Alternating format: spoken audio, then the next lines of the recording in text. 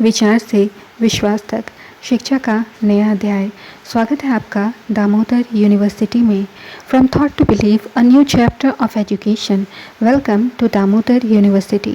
हे everyone, मैं स्मृति झा, आपकी digital mentor.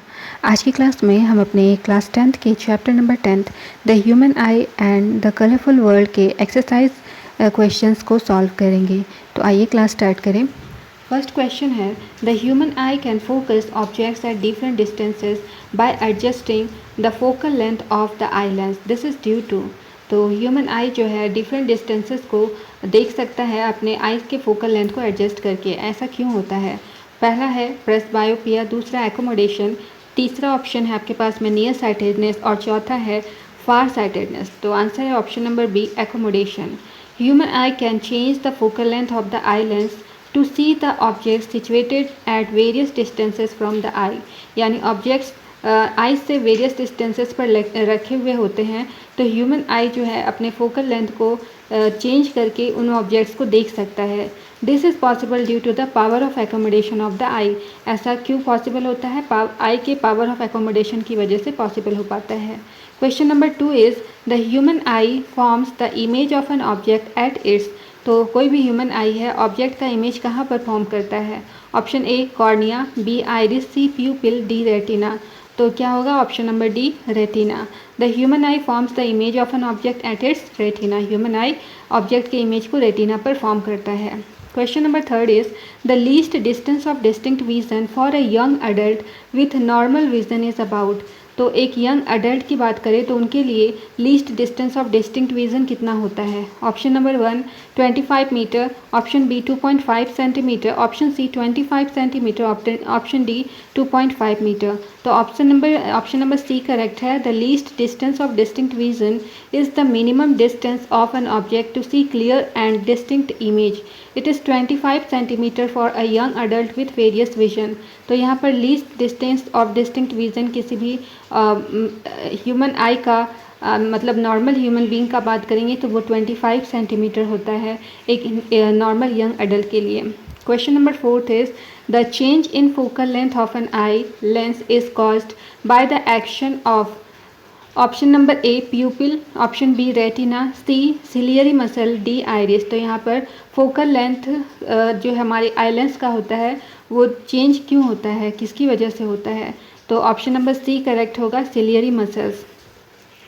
The relaxation और contraction of ciliary muscles changes the curvature of the eye lens.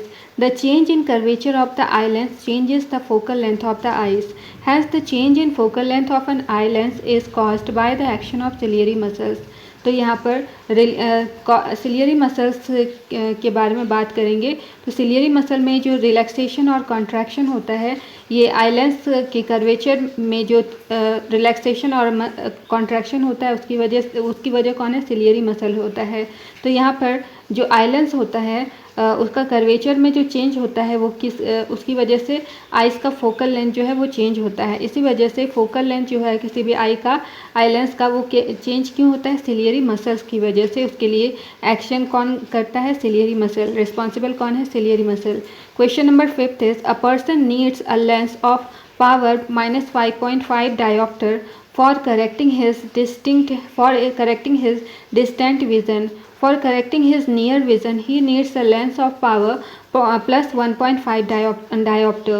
What is the focal length of the lens required for correcting first distant vision and second near vision? तो कोई person है जिसे कि एक lens की ज़रूरत है जिसका पावर -5.5 डायमीटर है, उसके डिस्टिंक्ट विज़न को वो करेक्ट करना चाहता है, उसके लिए इतने पावर की उसे लेंस की ज़रूरत है।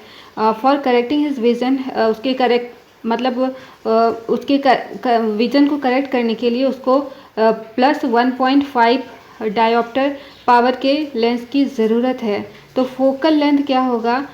उसके डिस्टिंक्ट विज़न को करेक्ट करने के लिए और उसके नियर विज़न को करेक्ट करने के लिए। दो तरह का विज़न है, एक डिस्टिंक्ट विज़न है, एक नियर विज़न है। तो करेक्शन के लिए किसकी कितना की ज़रूरत होगी, कितना फोकल लेंथ की रिक्वायरमेंट होगी? तो हमारे पास में आंसर क्या है? फर्स्ट केस में हमारा डिस्टिंक्ट विज़न कितना दिया हुआ है? -5.5 डायोप्टर है। और नियर विज़न के लिए यहाँ पर हमारे पास में +1.5 डायोप्टर दिया हुआ है। तो हमारे पास में सबसे पहले हम पावर निकालेंगे, power of lens for corrective distance of -5.5 dioptre. तो पावर के लिए फॉर्मूला क्या होता है, 1/फोकल length, power is equal to होता है 1/फोकल लेंथ। तो हमें फोकल लेंथ फाइंड करना है, तो यहाँ से जस्ट इसको रिवर्स करेंगे तो ये क्या हो जाएगा, focal length is equal to 1/पावर हो जाएगा। तो फोकल लेंथ 1/पावर कितना है, -5.5 डायोप्टर। तो इसको पुट करेंगे तो आंसर आएगा, इसको कैंसिल आउट करने के बाद आंसर आएगा हमारा -0.181 मीटर। तो फोकल लेंथ जो डिस्टिंक्ट विजन को करेक्ट करने के लिए कितना फोकल लेंथ वाले लेंस की ज़रूरत है, तो फोकल लेंथ कितना होगा उस लेंस का, -1.181 मीटर। दूसरा केस में हमारे पास में लेंस का जो पावर दिया हुआ है वो कितना दिया हुआ है, +1.5 डायोप्टर। तो पावर के लिए फॉर्मूला होता है 1/फोकल लेंथ, फोकल लेंथ फाइंड करना है तो फोकल लेंथ कैसे निकलेगा, 1/पावर। तो यहाँ पर ये फोकल लेंथ हमारे पास में 1/पावर हो गया। तो 1/पावर कितना है, +1.5 डायोप्टर। ये वैल्यू हमने पुट की है और उसके बाद कैलकुलेट करेंगे तो ये आ जाएगा 0.667 मीटर। तो यहाँ पर फोकल लेंथ करेक्टिव उसको नियर विज़न को करेक्ट करने के लिए कितना फोकल लेंथ वाले लेंस की ज़रूरत होगी, तो 0.667 मीटर वाले फोकल लेंथ की करेक्शन की ज़रूरत होगी। Question number 6 is the far point of a myopic person is 80 cm in front of the eye. What is the nature and power of the lens required to correct the problem? तो एक myopic person है जिसका far point 80 centimetre है। तो यहाँ पर lens का क्या पावर, लेंस का जो नेचर कौन सा होगा और कितने पावर के लेंस की ज़रूरत होगी। The person is suffering from an eye defect called myopia. तो ये जो पर्सन है ये मायोपिक आई है, मायोपिया डिफेक्ट से ये सफ़र कर रहे हैं। In this defect the image is formed in front of retina, hence a concave lens is used to correct this defect of vision. तो इस केस में जो इमेज है वो रेटिना के पहले बन जाता है और यहाँ पर जो है इसको करेक्ट करने के लिए कनकेव लेंस का यूज़ करेंगे। तो ऑब्जेक्ट डिस्टेंस हमारे पास में यहाँ पर इन्फिनिटी है, u इन्फिनिटी है, इमेज डिस्टेंस यानी कि v हमारे क्वेश्चन में कितना दिया हुआ है, 80 सेंटीमीटर है, v हमारे पास में 80 सेंटीमीटर है और फोकल लेंथ हमारे पास में कुछ नहीं है, f दिया है। तो लेंस फार्मूला का यूज़ करेंगे 1/v - 1/u is equal to 1/f। तो v की वैल्यू है -80 और u की वैल्यू है इन्फिनिटी और ये हो गया 1/f। तो 1/f यहाँ से कितना हो जाएगा, -1/80। 1/इन्फिनिटी की वैल्यू कितनी होती है, 0। तो इसको पुट करेंगे तो ये आ जाएगा -1/80। तो यहाँ से फोकल लेंथ कितना आ जाएगा, इसको जस्ट रिवर्स करेंगे तो ये आ जाएगा -80 सेंटीमीटर। इसको मीटर में कन्वर्ट करेंगे तो 0.8 मीटर हो जाएगा। अब हम जानते हैं कि पावर्स के लिए फॉर्मूला क्या होता है, 1/फोकल लेंथ और फोकल लेंथ हमेशा मीटर में होना चाहिए। तो हमने फोकल लेंथ ऑलरेडी मीटर में कैलकुलेट कर लिया है तो सिंपली इस वैल्यू को पुट करेंगे तो 1/-0.8 यहाँ पर मीटर, इसको कैलकुलेट करेंगे तो ये आ जाएगा -1.25 डायोप्टर। तो ये जो यहाँ पर कनकेव लेंस का हम यूज़ करेंगे, माइनस साइन ये शो कर रहा है कि कनकेव लेंस है, तो कनकेव लेंस को हम यूज़ करेंगे और इसका पावर कितना होगा, -1.2 डायोप्टर। तो ये हमारा क्वेश्चन का आंसर हो गया। Question number 7 is make a diagram to show how hypermetropia is corrected. एक डायग्राम से बताना है कि कैसे हाइपरमेट्रोपिया को हम करेक्ट कर सकते हैं। The near point of a hypermetropic eye is 1 metre. एक हाइपरमेट्रोपिक आई है जिसका नियर पॉइंट 1 मीटर है। What is the power of the lens required to correct this defect. तो जो इस डिफेक्ट को करेक्ट करने के लिए जो लेंस हम यूज़ करेंगे उसका पावर क्या होगा। Assume that the near point of the normal I is 25 centimetre. तो ये मान के चलना है कि नियर पॉइंट हमारे आई का 25 सेंटीमीटर है।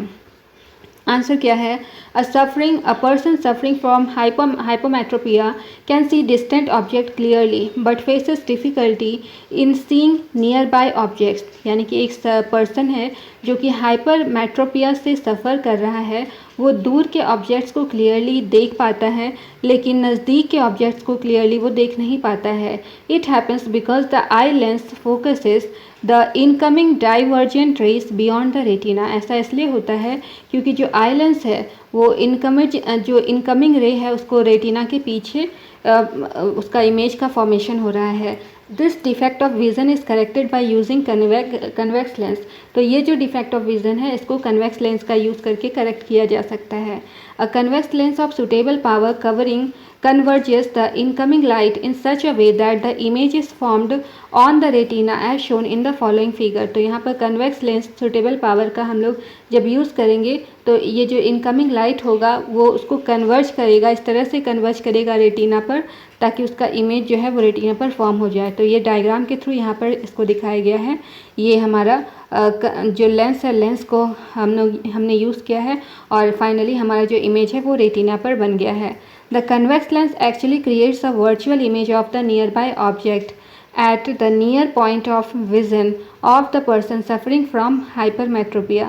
तो ये जो पर्सन है हाइपरमेट्रोपिया जिसको हो गया है वो उसको जब हम कन्वेक्स लेंस हम प्रोवाइड करते हैं तो कन्वेक्स लेंस क्या करता है, जो वर्चुअल इमेज का फॉर्मेशन करता है, मतलब ऑब्जेक्ट के नियर में वर्चुअल इमेज का फॉर्मेशन करता है और इस वजह से हमारा जो हाइपरमेट्रोपिक पर्सन है वो ठीक से देख पाता है, रेटिना पर इमेज उसका बन पाता है।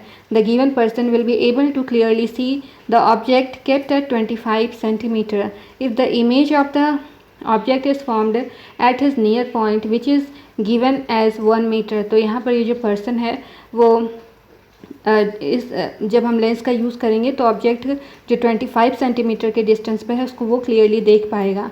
तो यहाँ पर जो नियर पॉइंट है क्वेश्चन में, ये नियर पॉइंट यहाँ पर 1 मीटर दिया गया है और क्वेश्चन में ऑब्जेक्ट डिस्टेंस है -25 सेंटीमीटर, इमेज डिस्टेंस हमारा हो गया -1 मीटर। तो 1 मीटर इसको हम लोग सेंटीमीटर में कन्वर्ट करेंगे तो ये हो जाएगा 100 सेंटीमीटर। तो फोकल लेंथ हमारे पास में हमें फाइंड करना है तो फार्मूला होता है 1/v - 1/u = 1/f। तो v हमारे पास में -100 है और u हमारे पास में -25 और f 1/f हमें फाइंड करना है। तो इसको हम लोग अरेंज करेंगे तो ये जब हम लोग एलसीएम लेंगे तो 100 आ जाएगा, ये हो गया 4 - 1, कैलकुलेट करेंगे तो 3 आ जाएगा। यहाँ से f कैलकुलेट करेंगे तो जस्ट इसको इन्वर्ट करेंगे, उल्टा कर देंगे तो ये 100/3 हो जाएगा, डिवाइड करेंगे तो 33.3 सेंटीमीटर हो गया। तो इसको मीटर में कन्वर्ट करेंगे, ये हो जाएगा 0.33 मीटर। अब पावर के लिए फॉर्मूला होता है 1/4 फोकल लेंथ। तो हमारे पास में फोकल लेंथ हमने मीटर में कैलकुलेट किया है 0.33 मीटर। इसको पुट करेंगे और कैलकुलेशन के बाद में आ जाएगा +3 डायोप्टर, जो हमारे क्वेश्चन का आंसर है।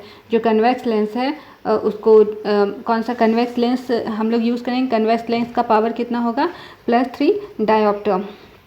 Question number 9th is what happens to the image distance in the eye when we increase the distance of an object from the eye। तो कोई भी इमेज डिस्टेंस आइज के थ्रू जो image distance हमारे पास में कैसा होगा जब हम लोग इंक्रीज़ करेंगे डिस्टेंस को, आई से ऑब्जेक्ट का डिस्टेंस को इंक्रीज़ करते जाएंगे तो कैसा इमेज के डिस्टेंस पर क्या इफ़ेक्ट पड़ेगा। Since the size of eyes can not increase और डिक्रीज, क्योंकि आई का साइज़ इंक्रीज और डिक्रीज़ नहीं हो रहा है, the image distance remains constant, इसीलिए जो इमेज का डिस्टेंस है वो कांस्टेंट रहेगा। When we increase the distance of an object from the eye the image distance in the eye does not change. तो जब हम ऑब्जेक्ट के डिस्टेंस को आई से इंक्रीज़ करते हैं तो यहाँ पर जो इमेज का डिस्टेंस है वो चेंज नहीं होगा। The increase in the object distance is compensated by the change in the focal length of the eye lens. तो यहाँ पर कोई भी ऑब्जेक्ट का डिस्टेंस को जब हम लोग इंक्रीज़ करते हैं तो यहाँ पर उसका फोकल लेंथ जो है आई लेंस का वो उसको कंपनसेट कर देता है। The focal length of the eyes changes in such a way that the image is always formed at the retina of the eye। तो यहाँ पर फोकल लेंथ जो है आई का वो इस तरह से चेंज होता है कि यहाँ पर जो इमेज है वो हमेशा आई का इमेज जो है हमेशा रेटिना पर बनेगा। Question number 10 is why do stars twinkle. तो तारे क्यों चमकते हैं। आंसर है stars emit their own light and they twinkle due to the atmospheric refraction of light. तो जो स्टार्स होते हैं वे अपनी लाइट खुद ही इमिट करते हैं और इस वजह से वो जो है ट्विंकल क्यों करते हैं, क्योंकि लाइट का जो है एटमॉस्फेरिक रिफ्रैक्शन होता है। Stars are very far away from the earth, जो अर्थ स्टार है वो अर्थ से काफ़ी दूर हैं। Hence they are considered as point source of light, इसीलिए वो जो है पॉइंट सोर्स ऑफ लाइट की तरह यूज़ किया जाता है, वर्क करते हैं।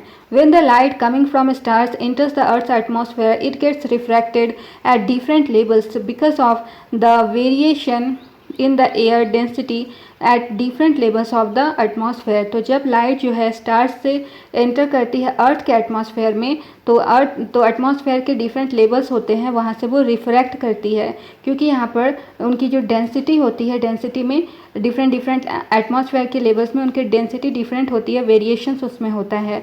When the star light refracted by the atmosphere comes more toward us, it appears brighter than when it comes less toward us। Therefore it appears as if stars are twinkling at night। तो जब star light जो है atmosphere के through refraction उसका जब होता है और वहाँ से रिफ्रैक्ट करते हुए जब हमारे पास में आती है, तो वह हमें काफ़ी ब्राइटर वे में दिखाई जाती है। जैसे जैसे हमारे पास में नज़दीक आते जाएगी वो ब्राइटर वे में दिखाई पड़ेगी। इसी वजह से जो है हमारे जो स्टार्स हैं वो रात के टाइम ट्विंकल करते हुए दिखाई पड़ते हैं।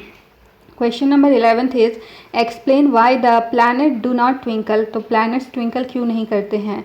Planets do not twinkle because they appear larger in size than the stars as they are relatively closer to the earth. तो प्लैनेट्स ट्विंकल इसलिए नहीं करते हैं क्योंकि जो उनका जो साइज़ होता है स्टार्स के कंपैरिजन में काफ़ी बड़े होते हैं, इसलिए वो जो है ट्विंकल नहीं करते हैं। Planets can considered as collection of large number of point size source of light. तो प्लैनेट को ऐसा माना गया है कि वो बहुत सारे large number of point source light का कलेक्शन है।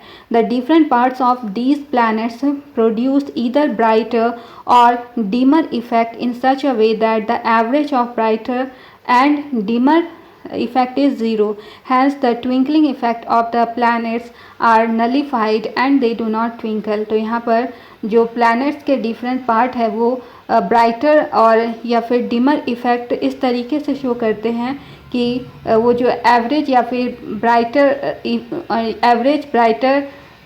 यानी कि डिमर इफ़ेक्ट जो उसका वो ज़ीरो दिखाई पड़ता है। इसी वजह से जो ट्विंकलिंग होता है, जो प्लैनेट जो है वो ट्विंकल करता हुआ नहीं दिखाई पड़ता है। Question number 12 is why does the sun appear reddish early in the morning. तो सुबह के टाइम में सन रेडिश क्यों दिखाई पड़ता है? During sunrise, the light rays coming from the sun have to travel a greater distance in the Earth's atmosphere before reaching our eyes। तो हमारे आइज़ तक पहुंचने से पहले जब सनराइज़ होती है तो सनराइज़ में जो सनलाइट जो होती है वो हमारी आइज़ तक पहुंचने से पहले उसको काफ़ी ज़्यादा डिस्टेंस जो है वो ट्रैवल करना पड़ता है। अर्थ के एटमॉस्फेयर से काफ़ी दूर से वो होते हुए हमारी आइज़ तक पहुंचती है। In this journey the shorter wavelengths of light are scattered out and only long wavelengths are able to reach our eyes. तो इस जर्नी में क्या होता है कि जो शॉर्टर वेवलेंथ लाइट की होती है वो स्कैटर हो जाती है और वैसा लाइट जिसका जो वेवलेंथ लॉन्ग होता है वो हमारी आइज़ तक पहुंच पाती है।